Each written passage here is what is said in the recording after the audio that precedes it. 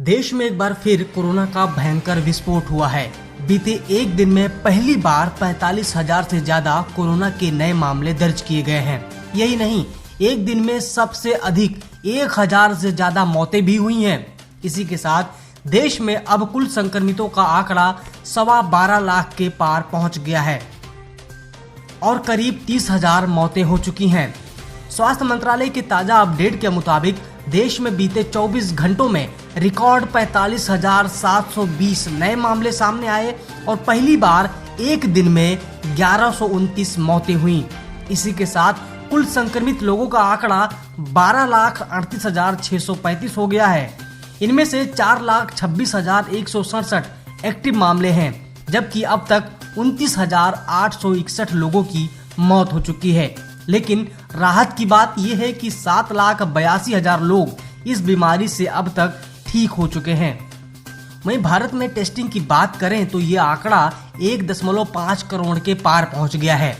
ICMR के मुताबिक बुधवार यानी कि मात्र एक दिन में भारत में कोरोना के 3,50,823 टेस्ट किए गए, जिसके बाद देश में कोरोना की टेस्टिंग का कुल आंकड़ा 1,50,75,369 पहुंच गया। भारत में कोरोना का कहर ऐसा बढ़ रहा है कि देश के कई राज्य फिर से लॉकडाउन की ओर बढ़ रहे हैं। पहले से ही कई राज्यों ने लॉकडाउन लागू कर रखा है। इसी बीच अरुणाचल प्रदेश में एक दिन में कोरोना के 68 नए मामले सामने आने के बाद यहां भी 3 अगस्त तक पूरी तरह से लॉकडाउन लगा दिया गया है। बीते कुछ दिनों से कोरोना की मार झेल रहे आंध्र प्रदेश में पिछले 24 घंटे में 6,045 नए मामले सामने आए, जिसके बाद यहां कुल संक्रमितों की संख्या बढ़कर 64,713 हो गई। वहीं एक दिन में रिकॉर्ड 65 लोगों की मौत हो गई। हालांकि इस दौरान 6,494 लोग ठीक भी हुए। वहीं कोरोना के बढ़ते मामलों के बीच कई देशों से कोरोना की वैक्सीन बनाने की खबरें आ रही हैं।